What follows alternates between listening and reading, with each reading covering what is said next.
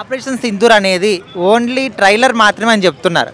So ఒకవేళ నిజంగా పక్కాగా సినిమా చూపిస్తే ఇంతకు డబ్బులు అంటే ఎట్లా ఉండబోతుంది? నిజంగా ఇప్పుడే జస్ట్ 1 డేలో జరిగిన దాంట్లోనే ఎన్నో తీవ్రవాదుల స్థావరాలను కూల్చేశారు. మెయిన్ వాళ్ళు ఇప్పుడు ఉంటారు కదా, వాళ్ళని కూడా క్లీన్షిప్గా తీవ్రవాదమే లేకుండా చేస్తాం ఈ ఆపరేషన్ ద్వారా అని ఇండియా చెప్పబోతుంది. ఆల్రెడీ అక్కడ పాకిస్తాన్ రక్షణ శాఖ మంత్రి కూడా ఇవన్నీ ఎందుకు కూర్చుంటే మాట్లాడచ్చు కదా అనే విధంగా దిగారు. అంటే ఇంకా ఆపేది లేదు.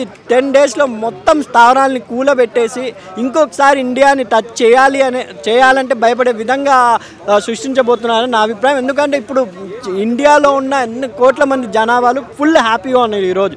ఎందుకంటే ఆ సంఘటన జరిగినప్పటి నుంచి ప్రతి ఒక్కరు ఎందుకంటే వాళ్ళ ఫ్యామిలీగానే ఫీల్ అయ్యారు. అక్కడ జరిగిన ప్రతి ఒక్క ఆడపిల్ల వాళ్ళ హస్బెండ్ని కోల్పోయిన, అంతా మా చెల్లి కోల్పోయింది, మా బావ, అలా కుటుంబంలాగా ఫీల్ అయిన ఇండియాని ఈరోజు మోడీ గారు నిజంగా అండి హ్యాట్సాప్ మోడీ గారికి ప్రతి ఒక్కరు ఈరోజు ఫ్యాన్ అయిపోయారు.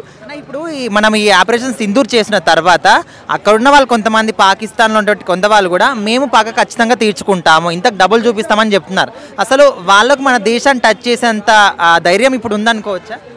అక్కడ వాళ్ళు కూడా కొంతమంది నెగిటివ్గానే ఇది చేసిన తప్పు ఎవరైనా సరే లేపేయాలి అన్నారు. కానీ అక్కడ వాళ్ళకి అంత ధైర్యం లేదు ఈరోజు. ఎందుకంటే ప్రపంచ దేశాలు మీకు తెలుసో తెలీదో పాకిస్తాన్ని ఇస్లాం కంట్రీ అంటారు, కానీ ఇస్లాం కంట్రీగా సపోర్ట్ కూడా లేదు పాకిస్తాన్కి. ఈరోజు అరబ్ కానీ కువైట్ కానీ సౌదీ అరేబియా అన్ని కంట్రీలు ఇండియాకే సపోర్ట్ ఉన్నాయి. ఎందుకంటే సౌదీ అరేబియా లాంటి ఇస్లాం కంట్రీస్లో కూడా ఇక్కడ టెంపుల్స్ ఇప్పుడు నిర్మించబడుతున్నాయంటే ఒక ఫ్రెండ్లీ దేశంగా ఇండియాని వాళ్ళు, ఎందుకంటే సౌదీ అరేబియా కానీ కువైట్ కానీ చాలా ఇస్లాం కంట్రీస్, ఆఫ్ఘనిస్తాన్ కానీ అన్ని ఇండియాకే సపోర్ట్ చేస్తున్నాయి. కాబట్టి పాకిస్తాన్ చైనా సపోర్ట్ చేసినా కూడా ఐక్యరాజ్యసమితి సపోర్ట్తో చైనా కూడా విస్మరించుకుంటుందేమో అని అనుకుంటున్నాను.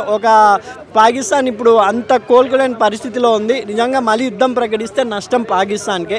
ఎందుకంటే అణుబాంబ్ అనేది ఇండియాలో కూడా ఉంది, ఇండియాకి సపోర్ట్ చేసే దేశాల్లో కూడా ఉంది. జస్ట్ పర్మిషన్ కోసం వెయిట్ చేస్తున్నారు. వాళ్ళు కాంప్రమైజ్ కారు అంటే నిజంగా పాకిస్తాన్ రాబోయే రోజుల్లో కనుమరుగైపోతుందేమో అని నా అభిప్రాయం అండి.